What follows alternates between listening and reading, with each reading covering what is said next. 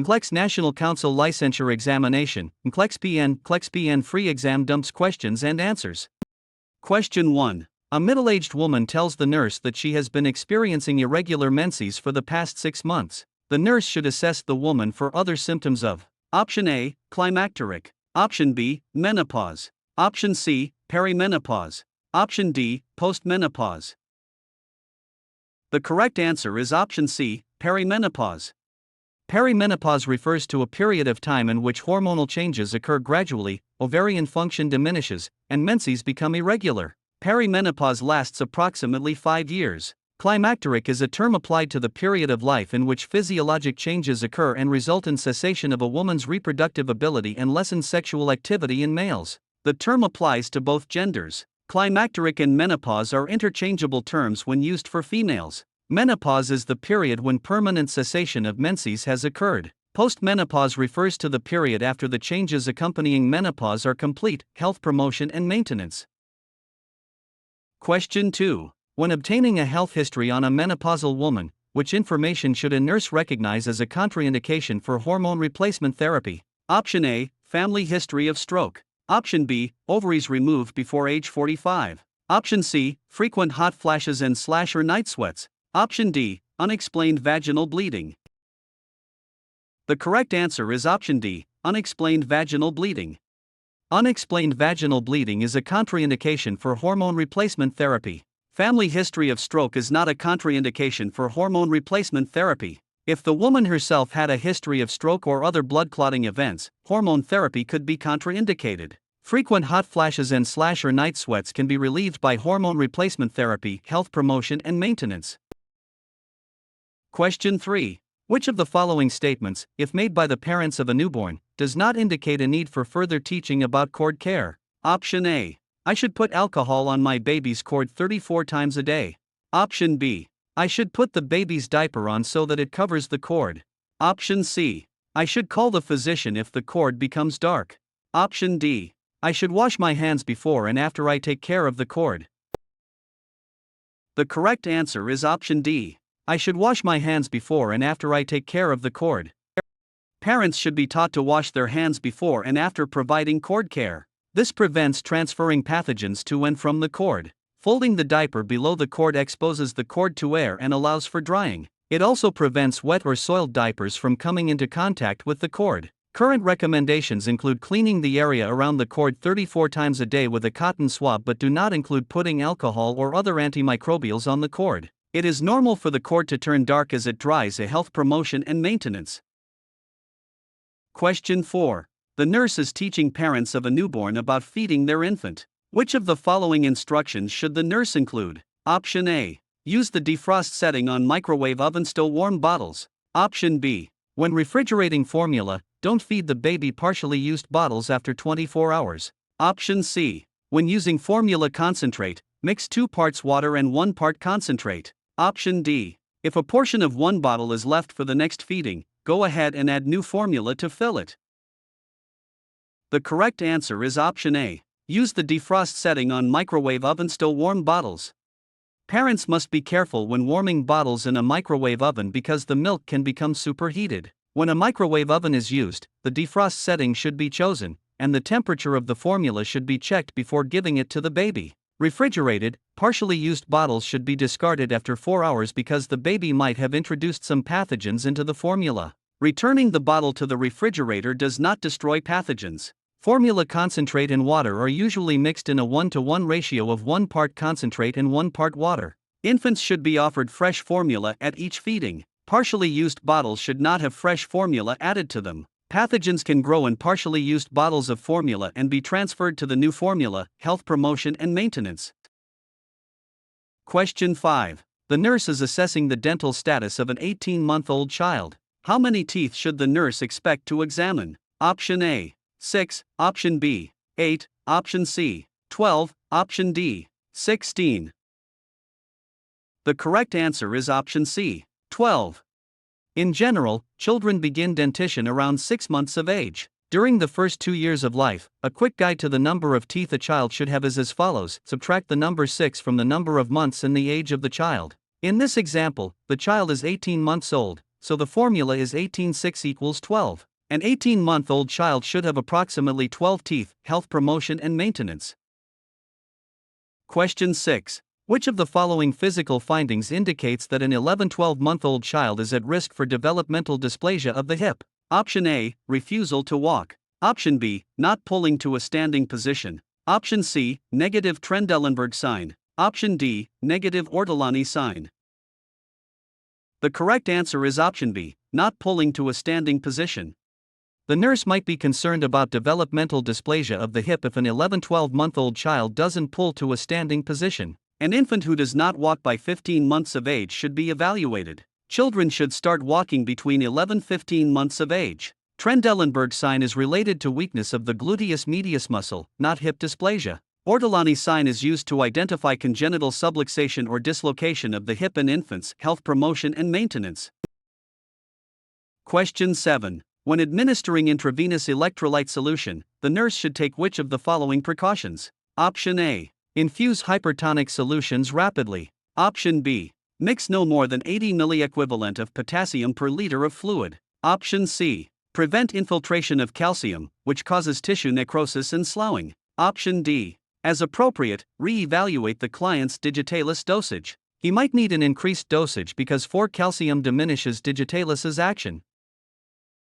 The correct answer is option C. Prevent infiltration of calcium, which causes tissue necrosis and sloughing.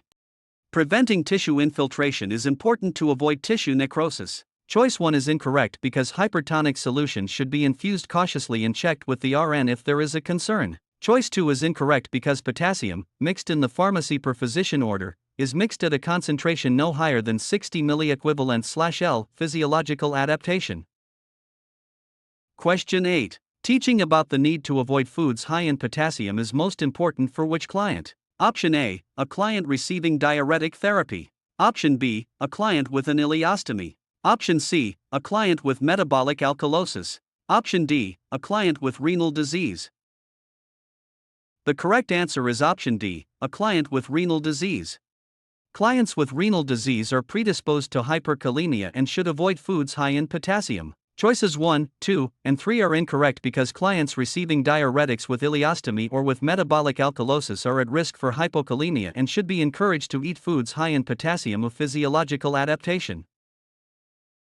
Question 9. What do the following ABG values indicate? pH 7.38, Pa2 78 mmHg, PCO 236 mmHg, and HCO 324 milliequivalent/L. Option A, metabolic alkalosis. Option B, homeostasis. Option C, respiratory acidosis. Option D, respiratory alkalosis. The correct answer is option B, homeostasis. These ABG values are within normal limits. Choices 1, 3, and 4 are incorrect because the ABG values indicate none of these acid-base disturbances. Physiological adaptation. Question 10. The major electrolytes in the extracellular fluid are: Option A, potassium and chloride. Option B, potassium and phosphate. Option C, sodium and chloride. Option D, sodium and phosphate. The correct answer is option C, sodium and chloride. Sodium and chloride are the major electrolytes in the extracellular fluid. Physiological adaptation. Question 11. A client with Kawasaki disease has bilateral congestion of the conjunctivae, dry cracked lips, a strawberry tongue, and edema of the hands and feet followed by desquamation of fingers and toes. Which of the following nursing measures is most appropriate to meet the expected outcome of positive body image? Option A, administering immune globulin intravenously. Option B, assessing the extremities for edema, redness, and desquamation every 8 hours. Option C, explaining progression of the disease to the client and his or her family. Option D, assessing heart sounds and rhythm. The correct answer is option C, explaining progression of the disease to the client and his or her family. Teaching the client and family about progression of the disease includes explaining when symptoms can be expected to improve and resolve. Knowledge of the course of the disease can help them understand that no permanent disruption in physical appearance will occur that could negatively affect body image. Clients with Kawasaki disease might receive immune globulin intravenously to reduce the incidence of coronary artery lesions and aneurysms. Cardiac effects could be linked to body image, but choice 3 is the most direct link to body image. The nurse assesses symptoms to assist in evaluation of treatment and progression of the disease, health promotion and maintenance. Question 12. Which of the following is most likely to impact the body image of an infant newly diagnosed with hemophilia? Option A, immobility. Option B, altered growth and development. Option C, hemarthrosis. Option D, altered family processes. The correct answer is option D, altered family processes. Altered family processes is a potential nursing diagnosis for the family and client with a new diagnosis of hemophilia. Infants are aware of how their caregivers respond to their needs. Stresses can have an immediate impact on the infant's development of trust and how others relate to them because of their diagnosis. The long-term effects of hemophilia can include problems related to immobility. Altered growth and development could not have developed in a newly diagnosed client. Hemarthrosis is acute bleeding into a joint space that is characteristic of hemophilia. It does not have an immediate effect on the body image of a newly diagnosed hemophiliac, health promotion and maintenance. Question 13. While undergoing fetal heart monitoring, a pregnant Native American woman requests that a medicine woman be present in the examination room. Which of the following is an appropriate response by the nurse? Option A. I will assist you in arranging to have a medicine woman present. Option B. We do not allow medicine women in exam rooms. Option C. That does not make any difference in the outcome. Option D. It is old-fashioned to believe in that. The correct answer is option A. I will assist you in arranging to have a medicine woman present. This statement reflects cultural awareness and acceptance that receiving support from a medicine woman is important to the client. The other statements are culturally insensitive and unprofessional. Reduction of risk potential. Question 14. All of the following should be performed when fetal heart monitoring indicates fetal distress except Option A. Increase maternal fluids. Option B. Administer oxygen. Option C. Decrease maternal fluids. Option D. Turn the mother. The correct answer is option C. Decrease maternal fluids. Decreasing maternal fluids is the only intervention that should not be performed when fetal distress is indicated. Reduction of risk potential. Question 15. Which fetal heart monitor pattern can indicate cord compression? Option A. Variable decelerations. Option B. Early decelerations. Option C. Bradycardia. Option D. Tachycardia. The correct answer is option A. Variable decelerations. Variable decelerations can be related to cord compression. The other patterns are not a reduction of risk potential. Question 16. Which of the following conditions is mammography used to detect? Option A. Pain. Option B. Tumor. Option C. Edema. Option D. Epilepsy. The correct answer is option B. Tumor. Mammography is used to detect tumors or cysts in the breasts, not the other conditions or reduction of risk potential.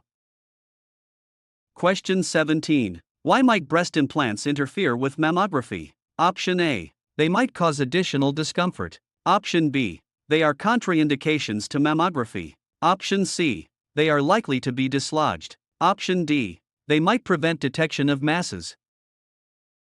The correct answer is option D. They might prevent detection of masses.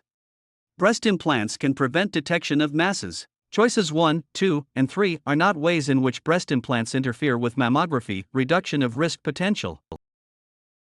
Question 18. Which of the following instructions should the nurse give a client who will be undergoing mammography? Option A. Be sure to use underarm deodorant. Option B. Do not use underarm deodorant. Option C. Do not eat or drink after midnight. Option D. Have a friend drive you home.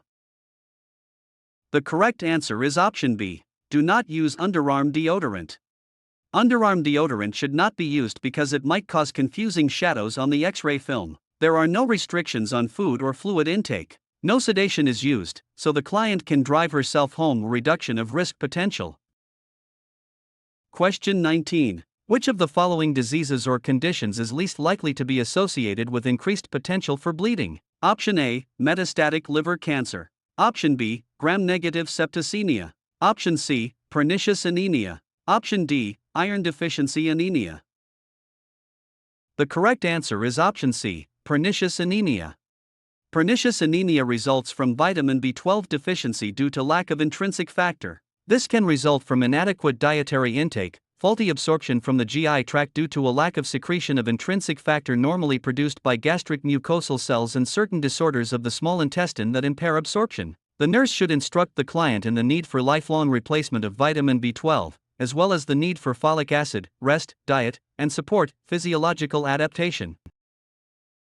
Question 20. A client has been diagnosed with disseminated intravascular coagulation, DIC, and transferred to the Medical Intensive Care Unit, ICU, subsequent to an acute bleeding episode. In the ICU, continuous heparin drip therapy is initiated. Which of the following assessment findings indicates a positive response to heparin therapy? Option A, increased platelet count. Option B, increased fibrinogen. Option C, decreased fibrin split products. Option D, decreased bleeding.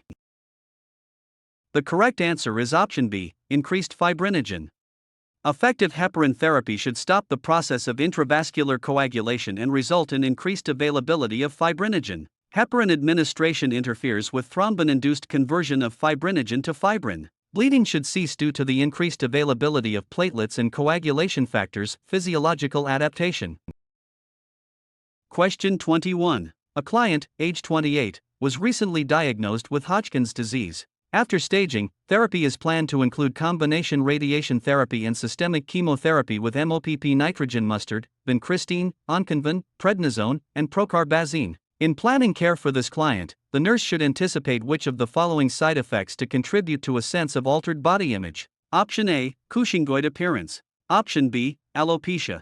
Option C, temporary or permanent sterility. Option D, pathologic fractures. The correct answer is option D, pathologic fractures. Pathologic fractures are not common to the disease process. Its treatment through osteoporosis is a potential complication of steroid use. Hodgkin's disease most commonly affects young adults, males, is spread through lymphatic channels to contiguous nodes, and also might spread via the hematogenous route to extradal sites, GI, bone marrow, skin, and other organs. A working staging classification is performed for clinical use and care. Physiological adaptation. Question 22. Which of the following is an inappropriate item to include in planning care for a severely neutropenic client? Option A, transfuse neutrophils, granulocytes, to prevent infection. Option B, exclude raw vegetables from the diet. Option C, avoid administering rectal suppositories. Option D, prohibit vases of fresh flowers and plants in the client's room. The correct answer is option A, transfuse neutrophils, granulocytes, to prevent infection.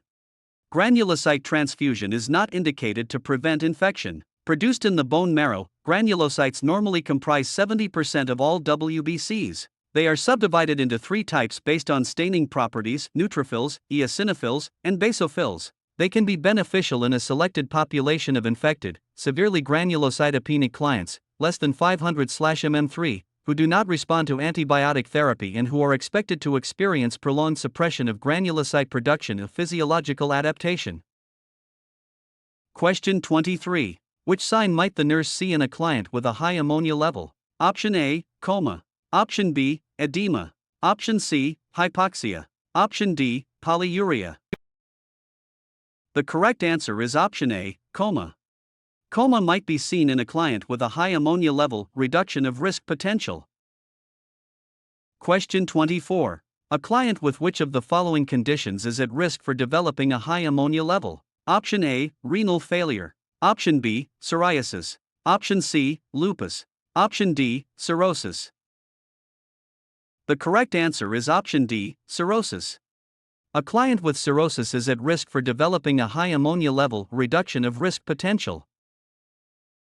Question 25. For which of the following conditions might blood be drawn for uric acid level? Option A, asthma. Option B, gout. Option C, diverticulitis. Option D, meningitis. The correct answer is option B, gout. Uric acid levels are indicated for clients with gout, reduction of risk potential. Question 26. Which of the following foods might a client with a hypercholesterolemia need to decrease his or her intake of? Option A, broiled catfish. Option B, hamburgers. Option C, wheat bread. Option D, fresh apples. The correct answer is option B, hamburgers. Due to the high cholesterol content of red meats, such as hamburger, intake needs to be decreased. The other options do not have high cholesterol content, so they do not need to be decreased. Reduction of risk potential. Question 27. Which of the following lab values is associated with a decreased risk of cardiovascular disease? Option A, high HDL cholesterol. Option B, low HDL cholesterol. Option C, low total cholesterol. Option D, low triglycerides. The correct answer is option A, high HDL cholesterol. High HDL cholesterol and low LDL cholesterol are associated with a decreased risk of cardiovascular disease. Reduction of risk potential. Question 28. Which of the following organs of the digestive system has a primary function of absorption? Option A, stomach. Option B, pancreas. Option C, small intestine. Option D, gallbladder. The correct answer is option C, small intestine. The small intestine has a primary function of absorption. The remaining digestive organs have other primary functions of physiological adaptation. Question 29. For a client with suspected appendicitis, the nurse should expect to find abdominal tenderness in which quadrant? Option A, upper right. Option B, upper left. Option C, lower right. Option D, lower left. The correct answer is option C, lower right. The nurse should expect to find abdominal tenderness in the lower right quadrant in a client with appendicitis. Physiological adaptation. Question 30. A 20-year-old obese female client is preparing to have gastric bypass surgery for weight loss. She says to the nurse, "I need this surgery because nothing else I have done has helped me to lose weight." Which response by the nurse is most appropriate? Option A. If you eat less, you can save some money. Option B. Exercise is a healthier way to lose weight. Option C. You should try the Atkins diet first. Option D. I respect your decision to choose surgery. The correct answer is option D. I respect your decision to choose surgery. This statement is most appropriate, as it shows respect and empathy. The other statements are both insensitive and unprofessional. Physiological adaptation. Question 31. A pregnant Asian client who is experiencing morning sickness wants to take ginger to relieve the nausea. Which of the following responses by the nurse is appropriate? Option A. I will call your physician to see if we can start some ginger. Option B. We don't use home remedies in this clinic. Option C. Herbs are not as effective as regular medicines. Option D. Just eat some dry crackers instead. The correct answer is option A. I will call your physician to see if we can start some ginger. This statement reveals cultural sensitivity. Ginger is sometimes used to relieve nausea. The other statements are culturally insensitive and do not show an awareness of herbal pharmacology. Physiological adaptation. Question 32. Which of the following medications is a serotonin antagonist that might be used to relieve nausea and vomiting? Option A, metoclopramide, Reglan. Option B, 1-ondansetron, Zofran. Option C, hydroxyzine, Vistaril. Option D, prochlorperazine, Compazine. The correct answer is option B, 1-ondansetron, Zofran. Zofran is a serotonin antagonist that can be used to relieve nausea and vomiting. The other medications can be used for nausea and vomiting, but they have different mechanisms of action of physiological adaptation. Question 33. Which of the following is likely to increase the risk of sexually transmitted disease? Option A, alcohol use. Option B, certain types of sexual practices. Option C, oral contraception use. Option D, all of the above. The correct answer is option D, all of the above.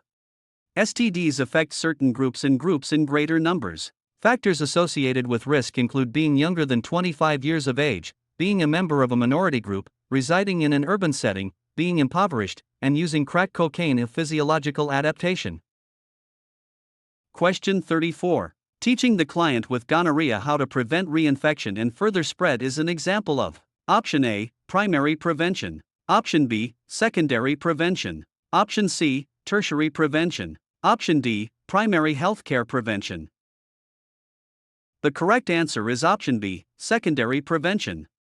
Secondary prevention targets the reduction of disease prevalence and disease morbidity through early diagnosis and treatment. Physiological adaptation. Question 35. The nurse teaching about preventable diseases should emphasize the importance of getting the following vaccines. Option A, human papilloma virus, genital herpes, measles. Option B, pneumonia, HIV, mumps. Option C, syphilis, gonorrhea, pneumonia. Option D, polio, pertussis, measles. The correct answer is option D, polio, pertussis, measles. Vaccines are one of the most effective methods of preventing and controlling certain communicable diseases. The smallpox vaccine is not currently in use because the smallpox virus has been declared eradicated from the world's population. Diseases such as polio, diphtheria, pertussis, and measles are mostly controlled by routine childhood immunization. They have not, however, been eradicated, so children need to be immunized against these diseases. Physiological adaptation. Question 36. Acyclovir is the drug of choice for Option A, HIV. Option B, HSV1 and 2 and VZV. Option C, CMV. Option D, influenza A viruses. The correct answer is option B, HSV1 and 2 and VZV. Acyclovir, Zovirix, is specific for treatment of herpes virus infections. There is no cure for herpes. Acyclovir is excreted unchanged in the urine and therefore must be used cautiously in the presence of renal impairment. Drugs that treat herpes inhibit viral DNA replication by competing with viral substrates to form shorter, ineffective DNA chains of physiological adaptation. Question 37. A safety measure to implement when transferring a client with hemiparesis from a bed to a wheelchair is Option A, standing the client and walking him or her to the wheelchair. Option B, moving the wheelchair close to client's bed and standing and pivoting the client on his unaffected extremity to the wheelchair. Option C, moving the wheelchair close to client's bed and standing and pivoting the client on his affected extremity to the wheelchair. Option D, having the client stand and push his body to the wheelchair. The correct answer is option B, moving the wheelchair close to client's bed and standing and pivoting the client on his unaffected extremity to the wheelchair. Moving the wheelchair close to client's bed and having him stand and pivot on his unaffected extremity to the wheelchair is safer because it provides support with the unaffected limb, basic care and comfort. Question 38. Assessment of a client with a cast should include Option A, capillary refill, warm toes, no discomfort. Option B, posterior tibial pulses, warm toes. Option C, moist skin essential, pain threshold. Option D, discomfort of the metacarpals. The correct answer is option A, capillary refill, warm toes, no discomfort. Assessment for adequate circulation is necessary. Signs of impaired circulation include slow capillary refill, cool fingers or toes, and pain, basic care and comfort. Question 39. In teaching clients with Bucks traction, the major areas of importance should be Option A, nutrition, ROM exercises. Option B, ROM exercises, transportation. Option C, nutrition, elimination, comfort, safety. Option D, elimination, safety, isotonic exercises. The correct answer is option C, nutrition, elimination, comfort, safety. Nutrition, elimination, comfort, and safety are the major areas of importance. The diet should be high in protein with adequate fluids, basic care and comfort.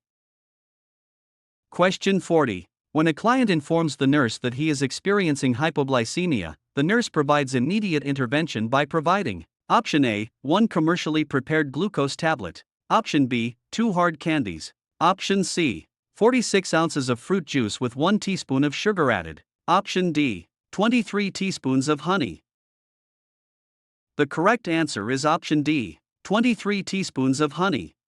The usual recommendation for treatment of hypoglycemia is 1,015 grams of a fast-acting simple carbohydrate, orally, if the client is conscious and able to swallow, for example, 34 commercially prepared glucose tablets or 46 ounces of fruit juice. It is not necessary to add sugar to juice, even if it is labeled as unsweetened juice, because the fruit sugar in juice contains enough simple carbohydrate to raise the blood glucose level. Addition of sugar might result in a sharp rise in blood sugar that could last for several hours. Physiological adaptation. Question 41. A client comes to the clinic for assessment of his physical status and guidelines for starting a weight reduction diet. The client's weight is 216 pounds and his height is 66 inches. The nurse identifies the BMI, body mass index, as Option A, within normal limits, so a weight reduction diet is unnecessary. Option B, lower than normal, so education about nutrient-dense foods is needed. Option C, indicating obesity because the BMI is 35. Option D, indicating overweight status because the BMI is 27. The correct answer is option C, indicating obesity because the BMI is 35. Obesity is defined by a BMI of 30 or more with no comorbid conditions. It is calculated by utilizing a chart or nomogram that plots height and weight. This client's BMI is 35, indicating obesity. Goals of diet therapy are aimed at decreasing weight and increasing activity to healthy levels based on a client's BMI, activity status, and energy requirements, physiological adaptation. Question 42. Which of the following injuries, if demonstrated by a client entering the emergency department, is the highest priority? Option A, open leg fracture. Option B, open head injury. Option C, stab wound to the chest. Option D, traumatic amputation of a thumb. The correct answer is option C, stab wound to the chest. A stab wound to the chest might result in lung collapse and mediastinal shift that, if untreated, could lead to death. Treatment of an obstructed airway or a chest wound is a higher priority than hemorrhage. The principle of ABC, airway, breathing, and circulation, prioritizes care decisions, physiological adaptation. Question 43. Why must the nurse be careful not to cut through or disrupt any tears, holes, bloodstains, or dirt present on the clothing of a client who has experienced trauma? Option A. The clothing is the property of another and must be treated with care. Option B. Such care facilitates repair and salvage of the clothing. Option C. The clothing of a trauma victim is potential evidence with legal implications. Option D. Such care decreases trauma to the family members receiving the clothing. The correct answer is option C. The clothing of a trauma victim is potential evidence with legal implications.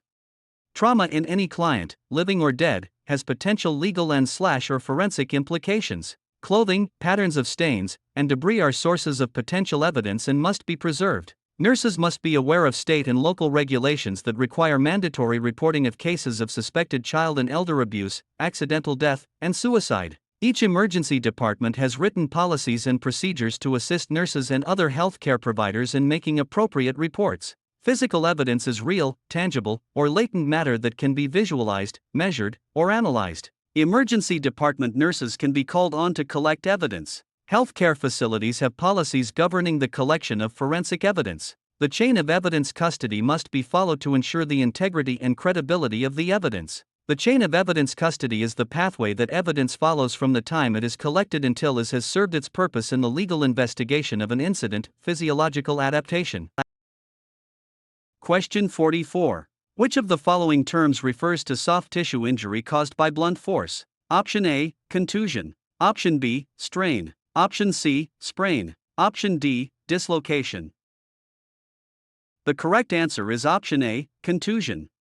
A contusion is a soft tissue injury caused by blunt force. It is an injury that does not break the skin, is caused by a blow, and is characterized by swelling, discoloration, and pain. The immediate application of cold might limit the development of a contusion. A strain is a muscle pull from overuse, overstretching, or excessive stress. A sprain is caused by a wrenching or twisting motion. A dislocation is a condition in which the articular surfaces of the bones forming a joint are no longer in anatomic contact to physiological adaptation.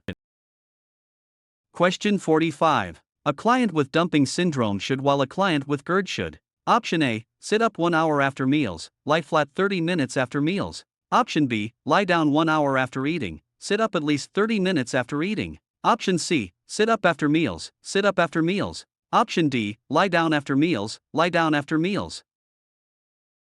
The correct answer is option B, lie down 1 hour after eating, sit up at least 30 minutes after eating. Clients with dumping syndrome should lie down after eating to decrease dumping syndrome. GERD clients should sit up to prevent backflow of acid into the esophagus, basic care and comfort. Question 46. A client with an ileus is placed on intestinal tube suction. Which of the following electrolytes is lost with intestinal suction? Option A, calcium. Option B, magnesium. Option C, potassium. Option D, sodium chloride. The correct answer is option D, sodium chloride. Duodenal intestinal fluid is rich in K+, Na+, and bicarbonate. Suctioning to remove excess fluids decreases the client's K+ and Na+ levels, basic care and comfort. Question 47. Following a classic cholecystectomy resection for multiple stones, the PACU nurse observes a serosanguineous drainage on the dressing. The most appropriate intervention is to: Option A, notify the physician of the drainage. Option B, change the dressing. Option C, reinforce the dressing. Option D, apply an abdominal binder. The correct answer is option C, reinforce the dressing.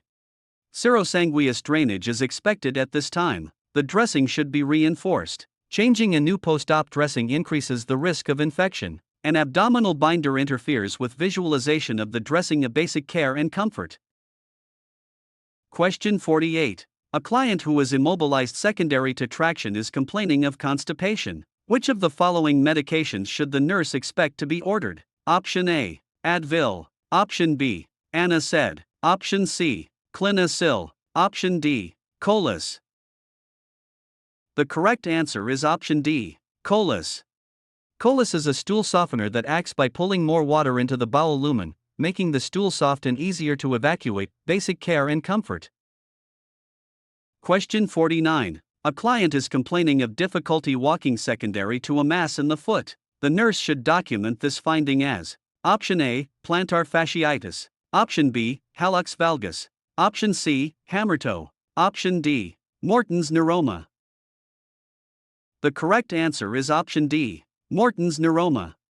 Morton's neuroma is a small mass or tumor in a digital nerve of the foot. Hallux valgus is referred to in lay terms as a bunion. Hammer toe is where one toe is cocked up over another toe. Plantar fasciitis is an inflammation of, or pain in, the arch of the foot. Basic care and comfort.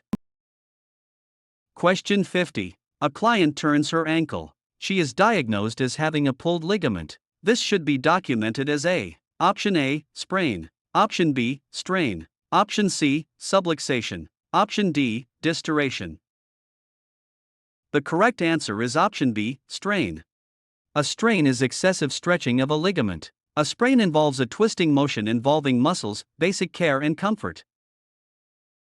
Question 51. To remove hard contact lenses from an unresponsive client, the nurse should: Option A, gently irrigate the eye with an irrigating solution from the inner canthus outward. Option B, grasp the lens with a gentle pinching motion. Option C, don sterile gloves before attempting the procedure. Option D, ensure that the lens is centered on the cornea before gently manipulating the lids to release the lens.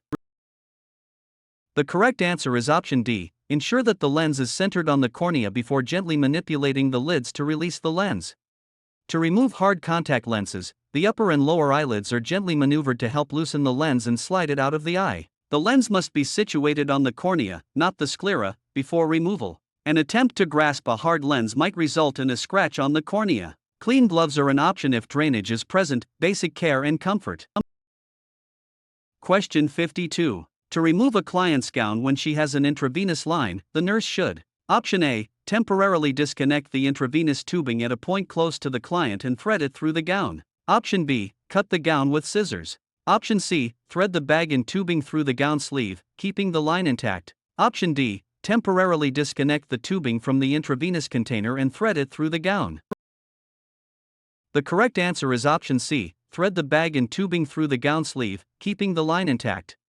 Threading the bag and tubing through the gown sleeve keeps the system intact. Opening an intravenous line causes a break in a sterile system and introduces the potential for infection. Cutting a gown off is not an alternative except in an emergency. For gowns, which open along sleeves, are widely available. Basic care and comfort.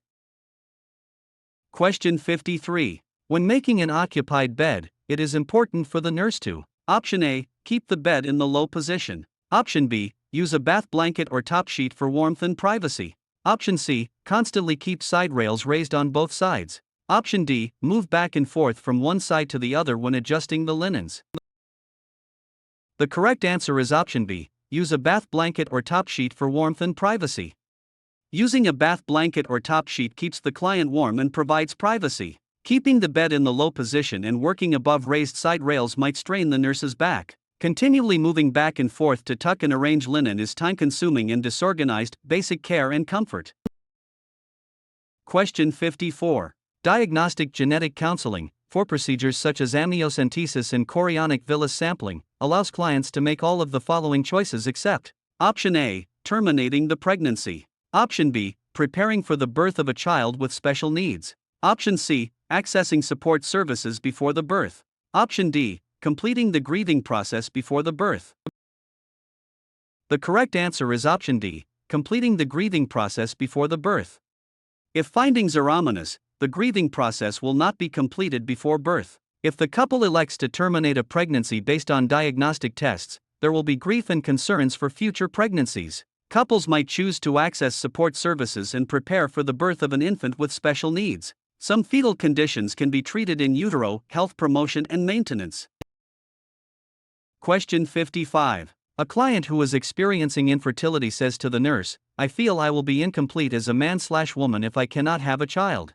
Which of the following nursing diagnoses is likely to be appropriate for this client? Option A, risk for self-harm. Option B, body image disturbance. Option C, ineffective role performance. Option D, powerlessness.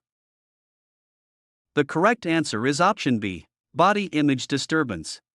Of the nursing diagnoses listed, the client's statement most represents body image disturbance because it directly refers to loss of the function of having a child. Nothing in the statement indicates that the client is at risk for harming herself. Ineffective role performance could be correct but is not the best choice because the statement does not reflect a disruption of the parent's role. Powerlessness could be an appropriate nursing diagnosis if the client described feeling powerless about the infertility, health promotion and maintenance.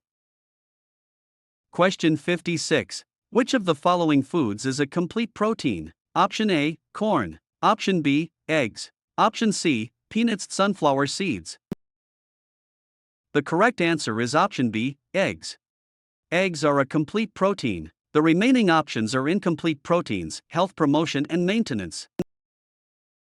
Question 57. Which condition is associated with inadequate intake of vitamin C? Option A, rickets. Option B, marasmus. Option C, kwashiorkor.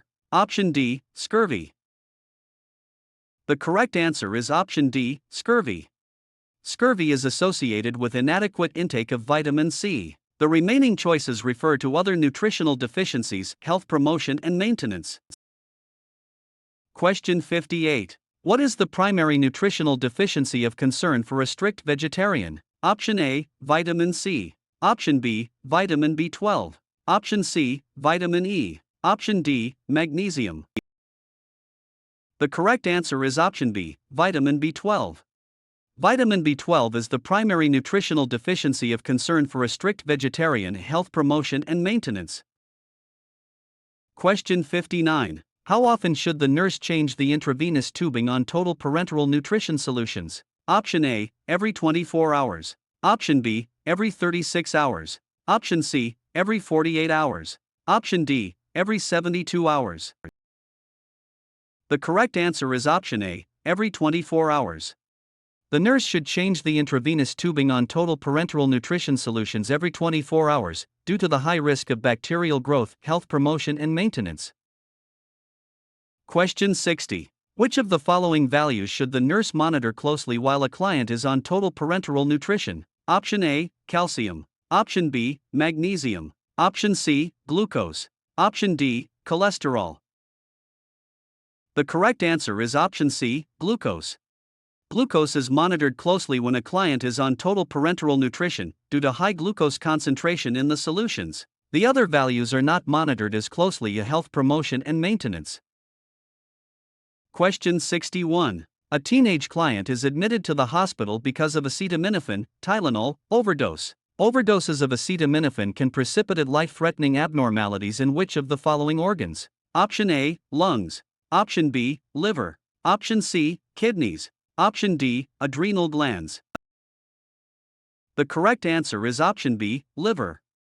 Acetaminophen is extensively metabolized in the liver. Choices 1, 3, and 4 are incorrect because prolonged use of acetaminophen might result in an increased risk of renal dysfunction, but a single overdose does not precipitate life-threatening problems in the respiratory system, renal system, or adrenal glands. Pharmacological therapies. Question 62. Light therapy can be effective for Option A, overcoming weight problems. Option B, helping with allergies. Option C, use in alternative medical treatments. Option D, working with sleep patterns. The correct answer is option D, working with sleep patterns. Light therapy can be effective in treating problems associated with sleep patterns, stress, moods, jaundice in newborns, and seasonal affective disorders. Non-pharmacological therapies. Question 63. Broccoli, oranges, dark greens, and dark yellow vegetables can be eaten too. Option A, supplement vitamin pills. Option B, balance body molecules. Option C, cure many diseases. Option D, help improve body defenses. The correct answer is option D, help improve body defenses. Controversy over what types of food to eat and not eat is still under investigation. Certain foods can help improve body defenses to possibly prevent certain diseases. Non-pharmacological therapies. Question 64. A diet high in fiber content can help an individual to: Option A, lose body weight fast. Option B, reduce diabetic ketoacidosis. Option C, lower cholesterol. Option D, reduce the need for folate. The correct answer is option C, lower cholesterol. Fiber-rich foods, such as grains, apples, potatoes, and beans, can help lower cholesterol. Non-pharmacological therapies. Question 65. Which of the following is an appropriate nursing goal for a client at risk for nutritional problems? Option A, provide oxygen. Option B, promote healthy nutritional practices. Option C, treat complications of malnutrition. Option D, increase weight. The correct answer is option B, promote healthy nutritional practices. Promoting healthy nutritional practices is an appropriate nursing goal for a client at risk for nutritional problems. Choice 1 is incorrect because it is a nursing intervention, not a goal statement. Choice 3 is incorrect because it is a therapeutic treatment. Choice 4 is incorrect because weight gain is an appropriate goal only if the client is underweight. Basic care and comfort. Question 66. The nurse is assessing the dental status of an 18-month-old child. How many teeth should the nurse expect to examine? Option A, 6. Option B, 8. Option C, 12. Option D, 16. The correct answer is option C, 12. In general, children begin dentition around 6 months of age. During the first 2 years of life, a quick guide to the number of teeth a child should have is as follows: subtract the number 6 from the number of months and the age of the child. In this example, the child is 18 months old, so the formula is 18 to 6 equals 12. An 18-month-old child should have approximately 12 teeth. Health promotion and maintenance. Question 67. Which of the following physical findings indicates that an 11-12-month-old child is at risk for developmental dysplasia of the hip? Option A, refusal to walk. Option B, not pulling to a standing position. Option C, negative Trendelenburg sign. Option D, negative Ortolani sign. The correct answer is option B, not pulling to a standing position. The nurse might be concerned about developmental dysplasia of the hip if an 11-12-month-old child doesn't pull to a standing position. An infant who does not walk by 15 months of age should be evaluated. Children should start walking between 11 to 15 months of age. Trendelenburg sign is related to weakness of the gluteus medius muscle, not hip dysplasia. Ortolani sign is used to identify congenital subluxation or dislocation of the hip in infants. Health promotion and maintenance.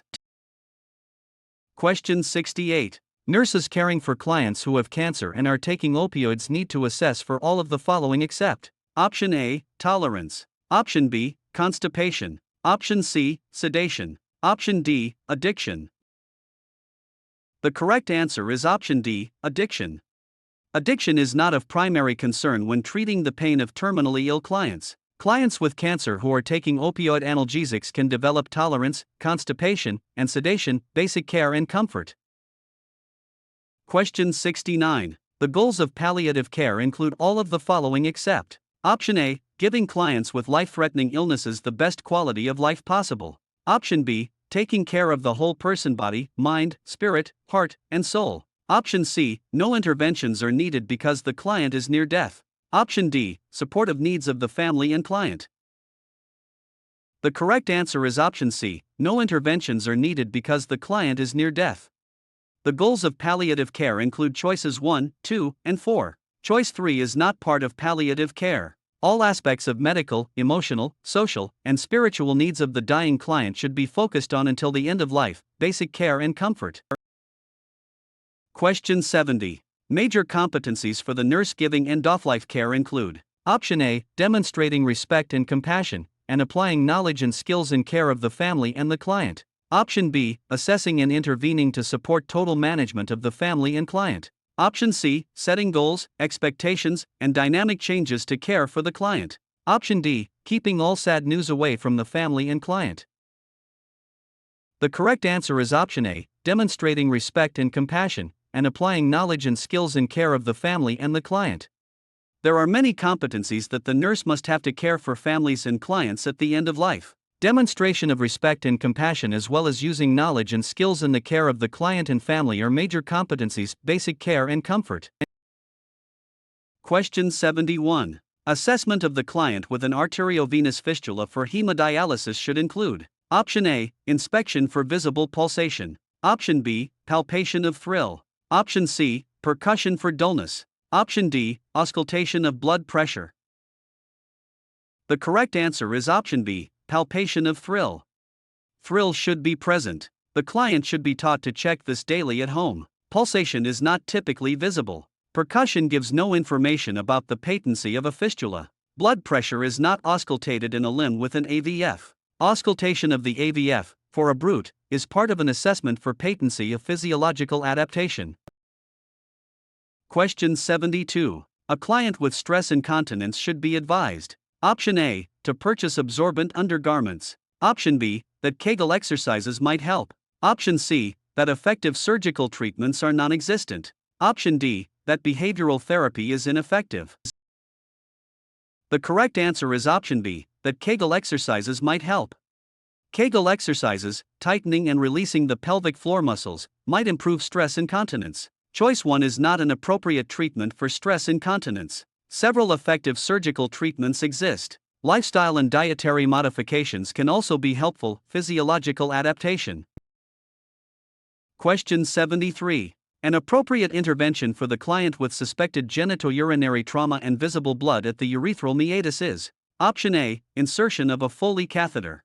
Option B, in and out catheter specimen for urinalysis. Option C, a voided urine specimen for urinalysis. Option D, a urologist consult. The correct answer is option D, a urologist consult.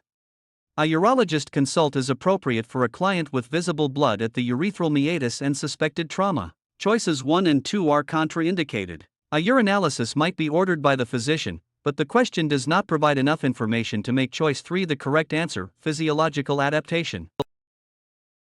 Question 74. Erythropoietin used to treat anemia in clients with renal failure should be given in conjunction with: Option A, iron, folic acid, and B12. Option B, an increase of protein in the diet. Option C, vitamins A and C. Option D, an increase of calcium in the diet. The correct answer is option A, iron, folic acid, and B12. The kidneys of a client in renal failure produce no erythropoietin, a hormone necessary for RBC production. Erythropoietin can be given as replacement, but the client needs adequate iron, folate, and B12 to increase the effectiveness of EPO. Choice 2 is not necessary for RBC production and can increase uremia. Choices 3 and 4 are not necessary for RBC production of physiological adaptation. Question 75. The kind of man who beats a woman is: Option A, from a minority culture in a low-income group. Option B, from a majority culture in a middle-income group. Option C, one who was never allowed to compete as a child. Option D, from any walk of life, race, income group, or profession. The correct answer is option D, from any walk of life, race, income group, or profession. Batterers cannot be predicted by demographic features related to age, ethnicity, race, religious denomination, education, socioeconomic status, or class. 95% of domestic abuse cases involve male perpetrators and female victims' psychosocial integrity. Question 76. A batterer is usually someone who: Option A, grew up in a loving, secure home. Option B, was an only child. Option C, was physically or psychologically abused. Option D, admits he has a problem with anger. The correct answer is option C, was physically or psychologically abused. Many batterers report having been abused as children. Psychosocial integrity. Question 77. When helping a client gain insight into anxiety, the nurse should: Option A, help relate anxiety to specific behaviors. Option B, ask the client to describe events that precede increased anxiety. Option C, instruct the client to practice relaxation techniques. Option D, confront the client's resistive behavior. The correct answer is option B, ask the client to describe events that precede increased anxiety. To gain insight, the client needs to recognize causal events. The other activities focus on recognition of anxiety, psychosocial integrity. Question 78. A client has been taking alprazolam, Xanax, for 4 years to manage anxiety. The client reports taking 0.5 milligrams 4 times a day. Which statement indicates that the client understands the nurse's teaching about discontinuing the medication? Option A. I can drink alcohol now that I am decreasing my Xanax. Option B. I should not take another Xanax pill. Here is what is left of my last prescription. Option C. I should take 3 pills per day next week, then 2 pills for 1 week, then 1 pill for 1 week. Option D. I can expect to be sleepy for several days after stopping the medicine. The correct answer is option C. I should take 3 pills per day next week, then 2 pills for 1 week, then 1 pill for 1 week. Xanax, like other benzodiazepines, can cause withdrawal symptoms that include agitation, insomnia, hypertension, seizures, and abdominal pain. The drug must be slowly decreased to prevent withdrawal symptoms. Psychosocial integrity. Question 79. A 10-month-old child is brought to the emergency department because he is difficult to awaken. The nurse notes bruises on both upper arms. These findings are most consistent with Option A, wearing clothing that is too small for the child. Option B, the child being shaken. Option C, falling while learning to walk. Option D, parents trying to awaken the child. The correct answer is option B, the child being shaken. Children who are shaken are frequently grasped by both upper arms. Symptoms of brain injury associated with shaking include decreased level of consciousness, psychosocial integrity. Question 80. A healthcare worker is concerned about a new mother being overwhelmed by caring for her infant. The healthcare worker should: Option A, immediately contact Child Protective Services. Option B, provide the mother with literature about child care. Option C, consult a therapist to help the mother work out her fears. Option D, refer the mother to parenting classes. The correct answer is option D, refer the mother to parenting classes. Prevention of child abuse is centered on teaching the parents how to care for their child and cope with the demands of infant care. Parenting classes can help build self-confidence, self-esteem, and coping skills. Parents benefit by understanding the developmental needs of their children, while learning how to manage their home environment more effectively. The classes also increase the parents' social contacts and teach about community resources, psychosocial integrity.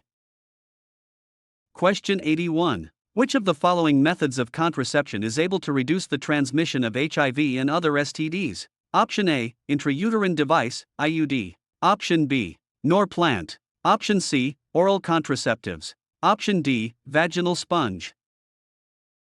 The correct answer is option D, vaginal sponge. The vaginal sponge is a barrier method of contraception that, when used with foam or jelly contraception, reduces the transmission of HIV and other STDs as well as reducing the risk of pregnancy. IUDs, Norplant, and oral contraceptives can prevent pregnancy but not the transmission HIV and STDs. Clients using the contraceptive methods in choices 1, 2, and 3 should be counseled to use a chemical or barrier contraceptive to decrease transmission of HIV or STDs. Health promotion and maintenance. Question 82. Which of the following is the primary force in sex education in a child's life? Option A, school nurse. Option B, peers. Option C, parents. Option D, media. The correct answer is option C, parents. Parents are the primary force in sex education in a child's life. The school nurse is involved with formal sex education and counseling. Peers become more important in sex education during adolescence but might lack correct information. The media play a powerful role in what children learn about sex through movies, TV, and video games. Health promotion and maintenance. Question 83. Which of the following nursing actions is most effective when evaluating a kinetic family drawing? Option A, telling the child to draw their family doing something. Option B, offering specific suggestions of what to include in the drawing. Option C, discouraging the child from talking about the drawing. Option D, noting the omission of any family members. The correct answer is option D, noting the omission of any family members. There are several guidelines for evaluating kinetic family drawings, including choice 4. Effective nursing actions include asking the child to explain what each family member is doing, encouraging him or her to tell as much as possible about the drawing, noting physical intimacy or distance, noting placement of family members in the drawing, noting facial expressions of family members, and noting if they are facing each other or turned away. Choice 1 is initial instruction, not evaluation. Only general encouragement should be given to avoid suggesting themes to the child, health promotion and maintenance. Question 84. All of the following factors, when identified in the history of a family, are correlated with poverty except option A, high infant mortality rate, option B, frequent use of emergency departments, option C, consultation with folk healers, option D, low incidence of dental problems. The correct answer is option D, low incidence of dental problems. Dental problems are prevalent because of the lack of preventive care and access to care. High infant mortality is one of the most significant problems correlated with poverty. Pregnant women who do not have access to care might come to the emergency department when in labor. Those in poverty are likely to use emergency departments because they may not be turned away. Those in poverty might also turn to folk healers or other persons in their community for care who might be easier to access and might not demand payment to health promotion and maintenance. Question 85. A client is having a seizure, his blood oxygen saturation drops from 92% to 82%. What should the nurse do first? Option A. Open the airway. Option B. Administer oxygen. Option C. Suction the client. Option D. Check for breathing. The correct answer is option A. Open the airway. The nurse needs to open the airway first when the oxygen saturation drops. The other actions might be appropriate, but the airway must be patent reduction of risk potential. Question 86. Which of the following might be an appropriate nursing diagnosis for an epileptic client? Option A. Dysreflexia. Option B. Risk for injury. Option C. Urinary retention. Option D. Unbalanced nutrition. The correct answer is option B. Risk for injury. The epileptic client is at risk for injury due to the complications of seizure activity, such as possible head trauma associated with a fall. The other choices are not related to the question reduction of risk potential. Question 87. A young boy is recently diagnosed with a seizure disorder. Which of the following statements by the boy's mother indicates a need for further teaching by the nurse? Option A. I should make sure he gets plenty of rest. Option B. I should get him a medic alert bracelet. Option C. I should lay him on his back during a seizure. Option D. I should loosen his clothing during a seizure. The correct answer is option C. I should lay him on his back during a seizure. A client having a seizure should be turned to the side to prevent aspiration of secretions. The other statements are correct and indicate adequate understanding of teaching reduction of risk potential. Question 88. Which of the following nursing diagnoses might be appropriate as Parkinson's disease progresses and complications develop? Option A. Impaired physical mobility. Option B. Dysreflexia. Option C. Hypothermia. Option D. Impaired dentition. The correct answer is option A. Impaired physical mobility. The client with Parkinson's disease can develop a shuffling gait and rigidity, causing impaired physical mobility. The other diagnoses do not necessarily relate to a client with Parkinson's disease, reduction of risk potential. Question 89. Which of the following neurological disorders is characterized by writhing, twisting movements of the face and limbs? Option A. Epilepsy. Option B. Parkinson's. Option C. Muscular sclerosis. Option D. Huntington's chorea. The correct answer is option D. Huntington's chorea. Huntington's chorea is characterized by writhing, twisting movements of the face and limbs. The remaining options are neurological disorders that do not have such movements as part of their disease process, reduction of risk potential. Question 90. Ashley and her boyfriend Chris, both 19 years old, are transported to the emergency department after being involved in a motorcycle accident. Chris is badly hurt, but Ashley has no apparent injuries, though she appears confused and has trouble focusing on what is going on around her. She complains of dizziness and nausea. Her pulse is rapid, and she is hyperventilating. The nurse should assess Ashley's level of anxiety as Option A, mild. Option B, moderate. Option C, severe. Option D, panic. The correct answer is option C, severe. the person whose anxiety is assessed as severe is unable to solve problems and has a poor grasp of what's happening in his or her environment. Somatic symptoms such as those described by Ashley are usually present. Vital sign changes are observed. The individual with mild anxiety might report being mildly uncomfortable and might even find performance enhanced. The individual with moderate anxiety grasps less information about the situation, has some difficulty problem solving, and might have mild changes in vital signs. The individual in panic demonstrates markedly disturbed behavior and might lose touch with reality, psychosocial integrity. Question 91. What interpersonal relief behavior is Ashley using? Option A, acting out. Option B, somatizing. Option C, withdrawal. Option D, problem solving. The correct answer is option B, somatizing. Somatizing means one experiences an emotional conflict as a physical symptom. Ashley manifests several physical symptoms associated with severe anxiety. Acting out refers to behaviors such as anger, crying, laughter, and physical or verbal abuse. Withdrawal is a reaction in which psychic energy is withdrawn from the environment and focused on the self in response to anxiety. Problem solving takes place when anxiety is identified and the unmet need is met, psychosocial integrity. Question 92. A primary belief of psychiatric mental health nursing is: Option A, most people have the potential to change and grow. Option B, every person is worthy of dignity and respect. Option C, human needs are individual to each person. Option D, some behaviors have no meaning and cannot be understood. The correct answer is option B, every person is worthy of dignity and respect. Every person is worthy of dignity and respect. Every person has the potential to change and grow. All people have basic human needs in common with others. All behavior has meaning and can be understood from the client's perspective of psychosocial integrity. Question 93. James returns home from school angry and upset because his teacher gave him a low grade on an assignment. After returning home from school, he kicks the dog. This coping mechanism is known as Option A, denial. Option B, suppression. Option C, displacement. Option D, fantasy. The correct answer is option C, displacement. Displacement is the transference of anger to another. Anger is displaced on the dog as a convenient object. Psychosocial integrity. Question 94. A woman asks, how much alcohol can I safely drink while pregnant?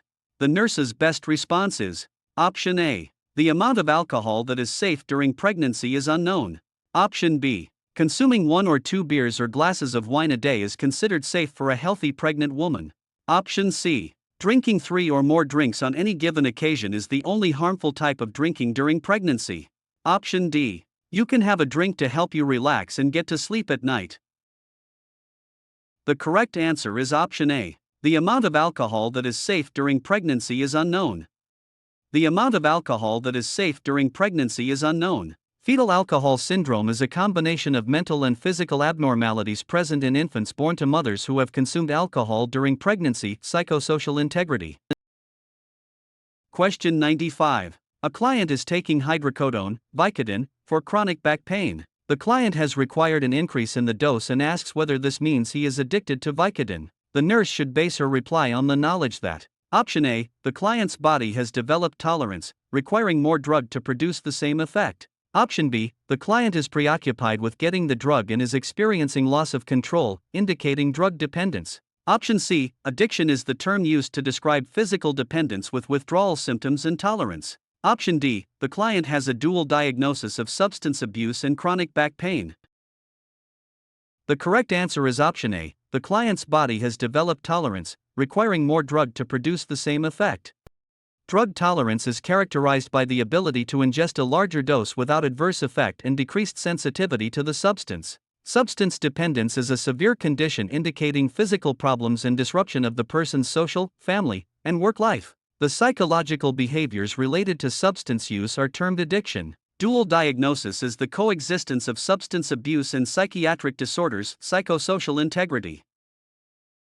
Question 96. Which is the proper hand position for performing chest percussion? Option A, cup the hands. Option B, use the side of the hands. Option C, flatten the hands. Option D, spread the fingers of both hands. The correct answer is option A, cup the hands. The hands are cupped for performing percussion, producing a vibration that helps loosen respiratory secretions. The other hand positions do not accomplish this task. Reduction of risk potential. Question 97. Which is the proper hand position for performing chest vibration? Option A, cup the hands. Option B, use the side of the hands. Option C, flatten the hands. Option D, spread the fingers of both hands. The correct answer is option C, flatten the hands. The hands are flattened over the area of the body where chest percussion is used to conduct vibration through to the chest and loosen secretions. The other hand positions do not accomplish this task. Reduction of risk potential. Question 98. Which of the following indicates a hazard for a client on oxygen therapy? Option A, a no smoking sign is on the door. Option B, the client is wearing a synthetic gown. Option C, electrical equipment is grounded. Option D, matches are removed. The correct answer is option B. The client is wearing a synthetic gown.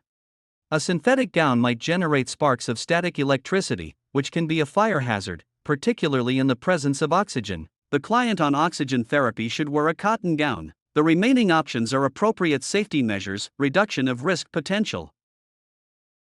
Question 99. When a client needs oxygen therapy, what is the highest flow rate that oxygen can be delivered via nasal cannula? Option A, 2 liters/minute. Option B, 4 liters/minute. Option C, 6 liters/minute. Option D, 8 liters/minute. The correct answer is option C, 6 liters/minute. The highest flow rate that oxygen can be delivered via nasal cannula is 6 liters/minute. Higher flow rates must be delivered by mask. Reduction of risk potential. Question 100. When the nurse is determining the appropriate size of an oropharyngeal airway to insert, what part of a client's body should she measure? Option A, corner of the mouth to the tragus of the ear. Option B, corner of the eye to the top of the ear. Option C, tip of the chin to the sternum. Option D, tip of the nose to the earlobe. The correct answer is option A, corner of the mouth to the tragus of the ear. An oropharyngeal airway is measured from the corner of the client's mouth to the tragus of the ear. Reduction of risk potential.